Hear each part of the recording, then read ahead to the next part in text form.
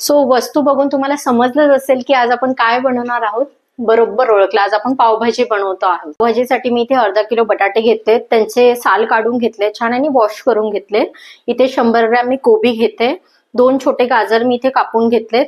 इकडे मी 1 वाटी साधारणतः हिरवे मटार घेतले. त्यानंतर मी अर्धा टमाटा घेतलाय आणि अर्धा बीटरूट कापून घेतलाय. सो बीटरूटमुळे काय होणार आहे, आपल्या पावभाजीला छान असा लालसर कलर येणार आहे. चला तर मग आता आपण सुरुवात करूया पावभाजीला. इकडे मी कुकर घेतलाय, कुकरमध्ये मी 1.5 ग्लास पाणी ऍड करते आणि ज्या व्हेजिटेबल्स आपण कट करून ठेवल्या आहेत त्या आपल्याला कुकरमध्ये घालायच्या आहे बॉईल होण्यासाठी. सगळ्या व्हेजिटेबल्स टाकल्यानंतर थोडं अर्धा चमचा आपल्याला हळद टाकायची आहे आणि चवीनुसार आपल्याला मीठ ऍड करायचं आहे. इथे थोडं मीठ टाका, बाकीचं मीठ आपण पावभाजी बनवताना टाकणार आहोत. आणि याला छान असं मिक्स करून घ्या.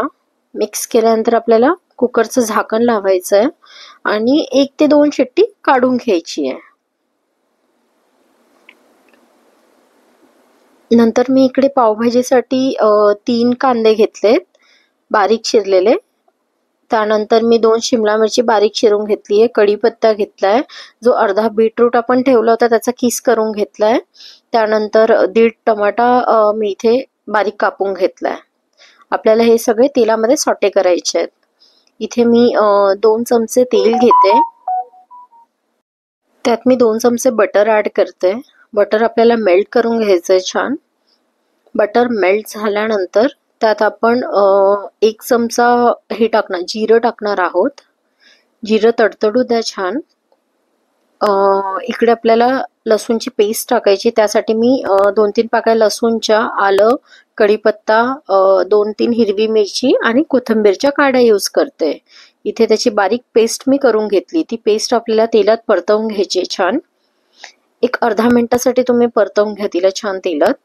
त्यानंतर आपल्याला त्याच्यात कांदा टाकायचा आहे बारीक चिरलेला. बारीक चिरलेली शिमला मिरची टाकायची आहे, कढीपत्ता आणि बीटचा किस आपल्याला तेलात घालायचा आहे. सगळं घातल्यानंतर आपल्याला त्याला 2 मिनिटासाठी छान तेलात परतवून घ्यायचं आहे. इथे बघू शकता मी परतवून घेते सगळं. छान असं मिक्स झालंय. थोडं आपल्याला आता मीठ टाकायचं आहे. सो आधी आपण बटाट्यांमध्ये मीठ टाकलंय, त्या अकॉर्डिंगली आपल्याला इथे मीठ टाकायचं आहे. मीठ टाकल्यानंतर परत मिक्स करून घ्या आणि 1-2 मिनिटासाठी झाकण ठेवून छान असं त्याला वाफवून घ्या. बघू शकता छान वाफ आली आहे, तेलही सुटतंय कडेला. तर आता आपण टोमॅटो ऍड करतोय. सो टोमॅटो नंतर का ऍड करतोय, बिकॉज टोमॅटोला पाणी सुटतं, त्यामुळे आपण टोमॅटो नंतर ऍड करतोय. परत आता 1 मिनिटासाठी आपल्याला याला छान शिजवून घ्यायचंय, वाफ काढून घ्यायची आहे. कडेला तेल सुटेपर्यंत आपण वाट बघूया. इथे आता आपले व्हेजिटेबल्स बॉईल करून झाले. जरा ओपन करून बघू. छान असे व्हेजीस आपले शिजून झाले आहेत. त्यांना आता आपण एका चाळणीत काढून घेऊयात आणि त्याचं पाणी वेगळं करून घेऊ. ते पाणी आपल्याला फेकायचं नाहीये, तेच पाणी आपण पावभाजीला यूज करणार आहोत. इथे मी व्हेजिटेबल चाळणीत काढले आहेत, पाणी निघण्यासाठी साईडला ठेवलंय.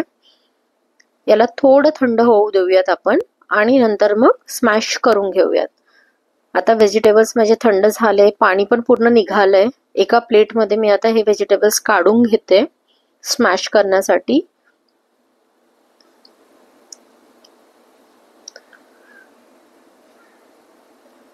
मी आता स्मॅशरच्या सहाय्याने हे स्मॅश करून घेते.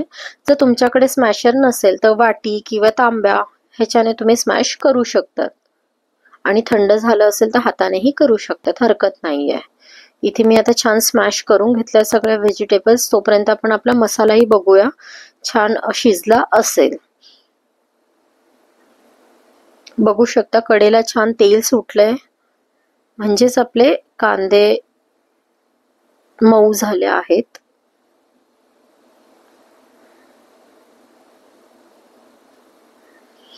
आता आपल्याला थोडं हिंग टाकायचं आहे त्यात. हिंगाने छान अशी टेस्ट येते. इथे मी आता मसाले काढून घेते. 1.5 चमचा आपल्याला लाल तिखट घ्यायचं आहे. त्यानंतर अर्धा चमचा हळद घ्यायची आपल्याला. धनेपूड मी इथे घेते 1.5 चमचा. थोडा गरम मसाला मी टाकते आणि थोडी मिरचीची पूड आहे माझ्याकडे, ती मी टाकते, ऑप्शनल आहे. इथे मी एव्हरेस्ट पावभाजी मसाले यूज करते.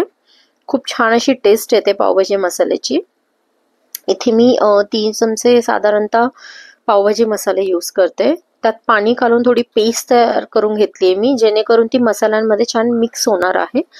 थोडं मसाल्याच्या वाटीत पाणी टाकूनही आपल्याला मसाले पूर्ण काढून घ्यायचे आहेत. आता मी मसाले आपल्या याच्यात मिक्स करते, तेलात परतवते. एक साधारणतः अर्ध्या मिनिटासाठी आपण त्याला परतवून घेऊया.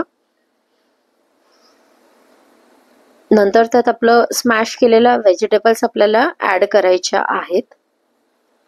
त्या मी इकडे ऍड करून घेते. ऍड केल्यानंतर त्याला एकजीव मिक्स आपल्याला करायचं आहे आणि जे आपण पाणी काढून ठेवलं होतं व्हेजिटेबल्सचं ते पाणी आपल्याला टाकायचं आहे.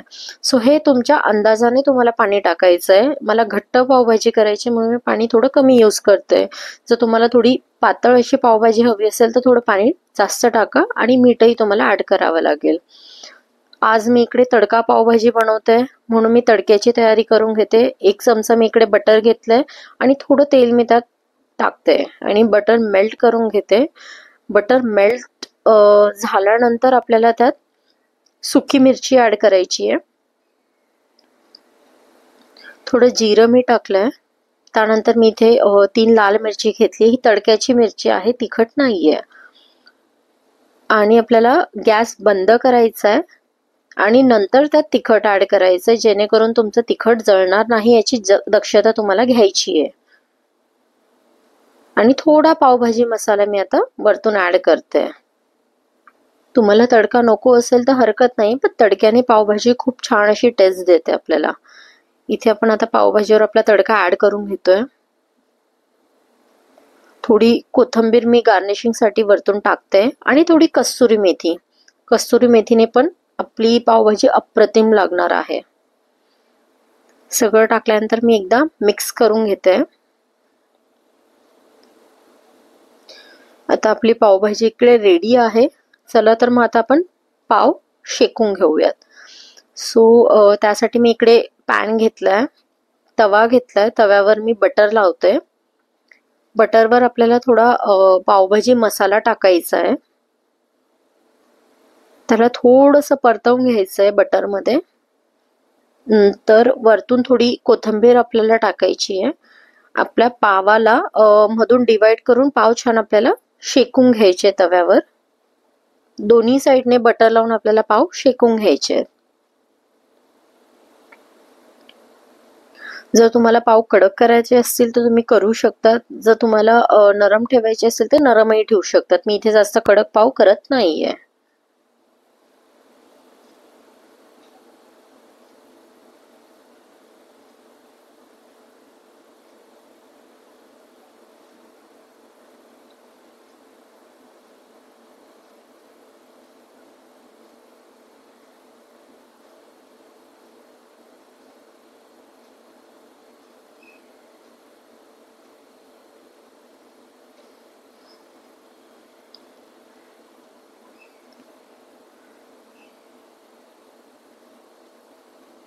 दोन्ही साइडने आपले पाव छान शेकून झालेत.